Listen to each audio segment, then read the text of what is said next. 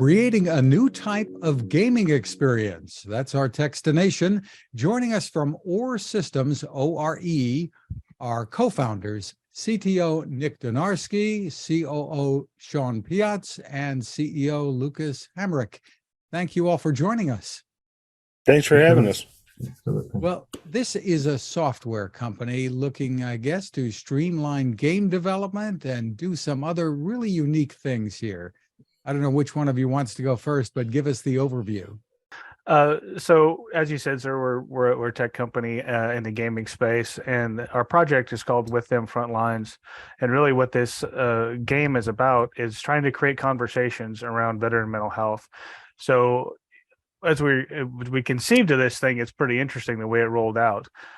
What we really want to do here is to build, a first-person shooter game that's engaging and fun to play for our military audience. Anybody can play the game, but we're sticking to kind of what we know on this one.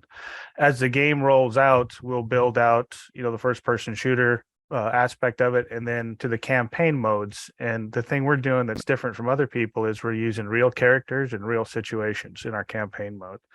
And from there, as we progress over our milestones over the next 3 to 5 years, our intention is to put into it medical therapeutics. We have some custom algorithms and wearables that we're integrating inside of the game, opt-in only, that will create a data set for researchers to understand what the triggers are for PTSD and some of the other things that veterans suffer from over time.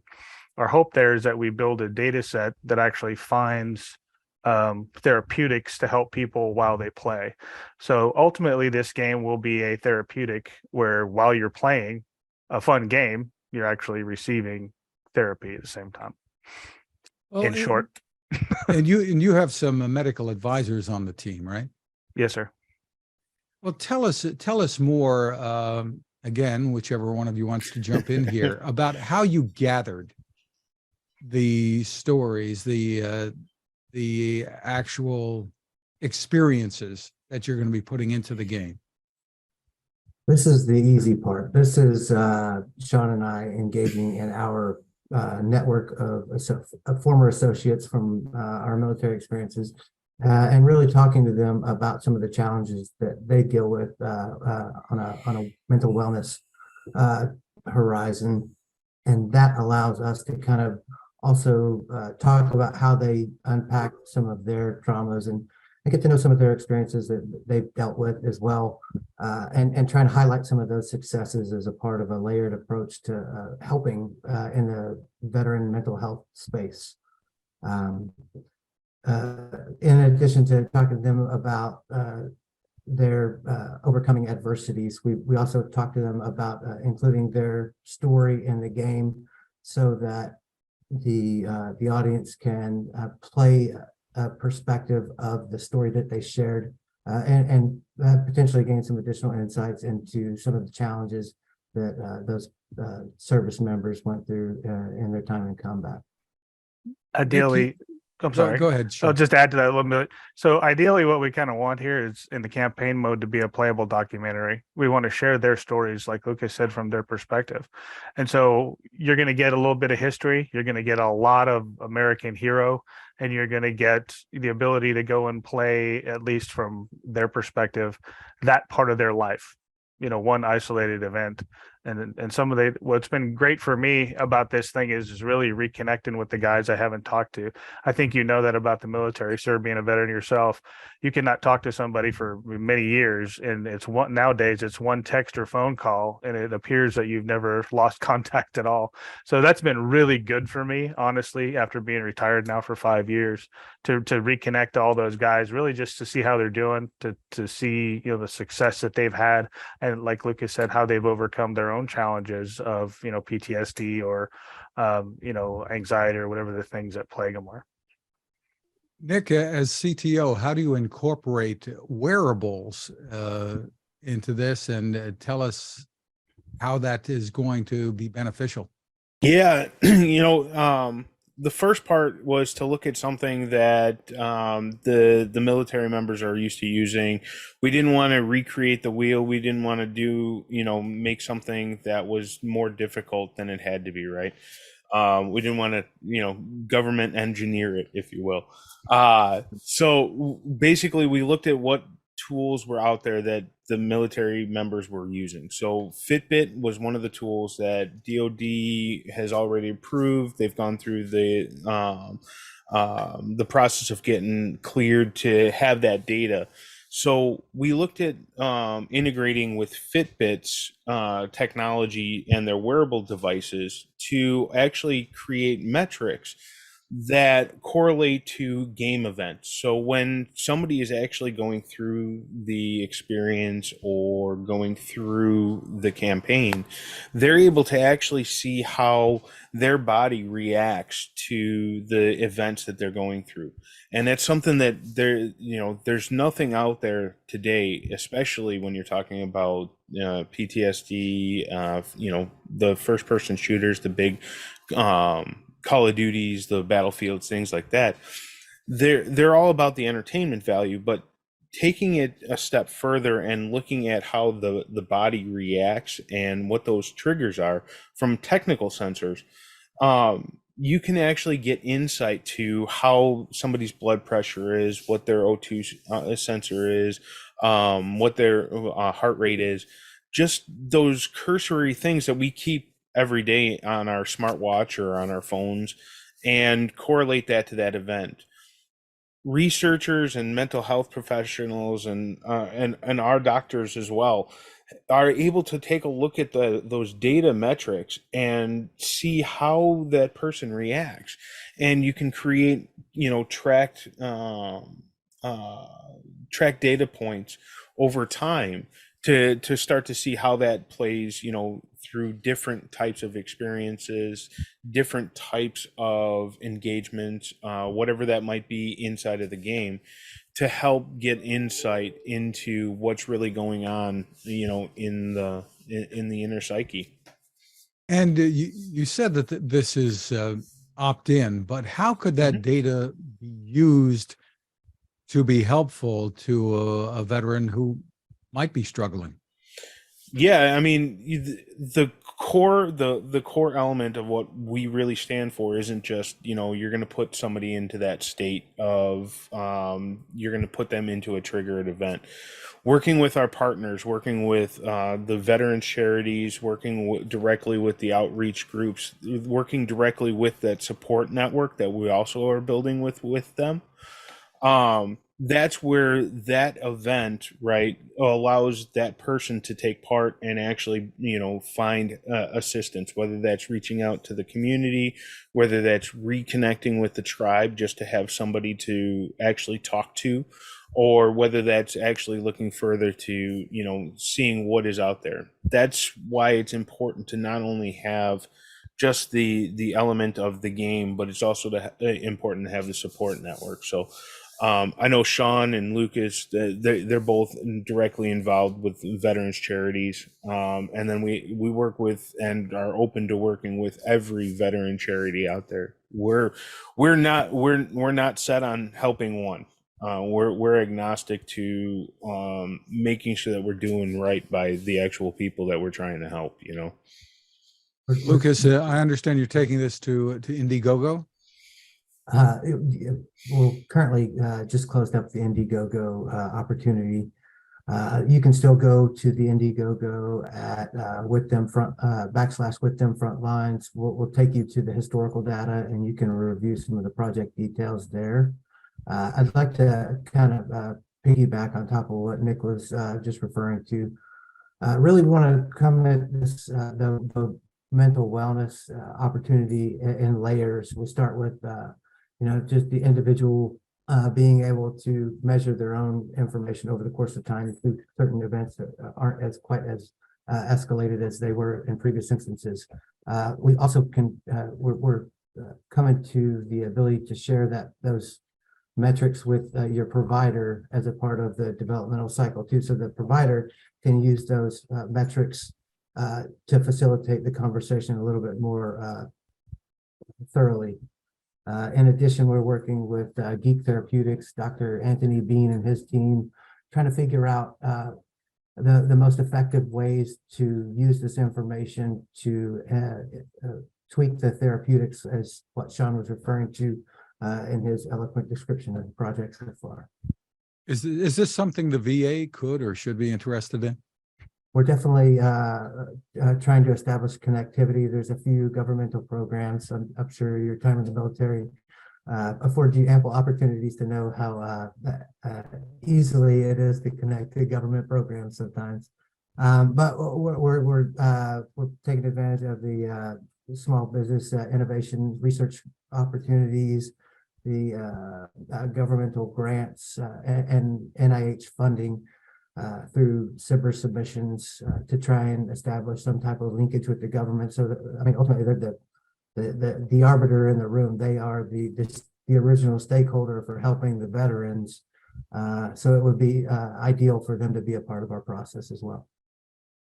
Explain to people in the audience, and maybe the same thing would have to be explained to family members and friends, how or why more or less reliving experiences through a game is beneficial.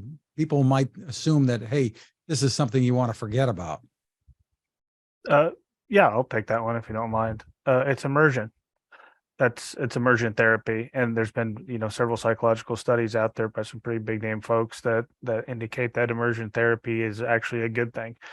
For me personally, it's where I'm comfortable. So after so many years of this type of thing, I'm less comfortable in the real world than I am in the places that most people would consider dangerous. It sounds odd to say that, but it is a comfort zone, and there's now hundreds of thousands of veterans over 25, almost 30 years of constant, conflict around the world who have some type of trauma. And I have to be honest with you, trauma is not, exclusive to the military. It's the same mental dynamics that work for car wreck victims or people who see horrible acts or experience horrible things in their lives. And so part of that therapy is the immersion into it. There's some really innovative things going on now, especially for, traumatic brain injury patients and PTSD folks, of which I'm one, that are very promising, as in, light, sound, haptic therapy, all of which we can incorporate into, future releases of the game. And so the simple answer, my long answer to your very short question is it's our comfort zone. And when we find other people inside of that comfort zone that we can speak to, now it becomes group therapeutic along with immersion therapy. The military, I'm sure you all know, has a dark sense of humor that, if shared with a lot of people on the outside, probably scares them. But for us, again, that's what we're comfortable with. Lucas, you want to add to that? Yeah, in addition, as a part of some of my exposure to therapeutics and therapies, I've done prolonged exposure therapy, reliving the same experience over an 8-week period under the guidance of some medical professionals, and it was beneficial to keep expanding on the same thought process, because you defrag your hard drive, so to speak. As you're doing this, so you consolidate that data. So when I first started going through those experiences in the prolonged exposure therapy, it took me about 15 minutes to get through talking through the event with my provider. Over the course of time, I was recording these sessions as well. But over the course of time, in the 8th week, by the time I stopped recording, it was 49 minutes of detail that used to not be a part of that story. So sometimes those prolonged exposures can be beneficial with proper medical care. This is not something that's oriented towards solving your own problems in that capacity, but it does lend some of those same opportunities to routine engagements in the same process. How will the gameplay be different than the Call of Duty stuff, etc.? Yeah, I mean, the biggest part is going to be the fact that it's real guys. I mean, it's these guys right here are in the game and playable characters. It's the depth of being able to learn about and walk in somebody else's footsteps. None of the games out there do that. They all are, based on stories or based on somebody. They're not actually a real character. This brings the military vets to life, and that's something that you can't get anywhere else. The other part is you get that you get that that tribe, that camaraderie feeling back to it, because now you also get the ability to have military branch versus military branch, and friendly combat, and Friendly company. and a lot of other things that you can't really kind of get out of the Call of Duties or the big names. We don't expect that every person is going to drop Call of Duty or Battlefield and come over, but we do see that there's enough space for more out there, right? The big three, Call of Duty, Battlefield, and I mean, that's basically it. Call of Duty, Apex Legends. yeah, Apex Legends, and then you get to some of the other ones down there too. But they're all fantasy. Yeah, there you go. And they don't have the foundation. This is, you get to learn about something. You get the experience of actually getting to know somebody that was a service member or served at one point in time. It's just a cool experience, man. It's something that you can't get anywhere else.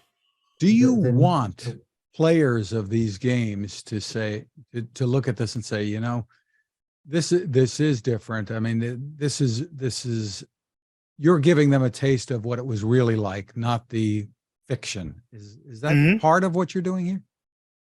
It is. I mean, it's the truth in the story, right? It's, this whole project actually got started at at about 1:00 in the morning in Vegas at CES a couple of years ago. And Shawn was telling me about how he wanted to collect stories from the guys that he served with, because those stories were starting to fade out into history, right?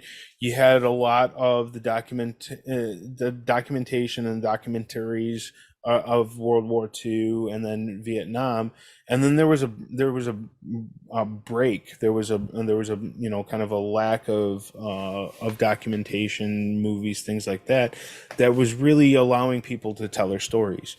You see more of it now in some of the smaller documentaries, things like on Amazon Prime, on Netflix, that are starting to come up more. This is just another medium for being able to express those same types of things in another art form as well. So not only is it different, and we want people to see something that's different, but it's also giving the members another art form that's really just starting to take form for something that they can express themselves in. So I think that it's also early in the realization that you can be expressive through video games like that. So this started in Vegas. It's not going to stay in Vegas. But, so you were all in Las Vegas at CES. Is that how this happened?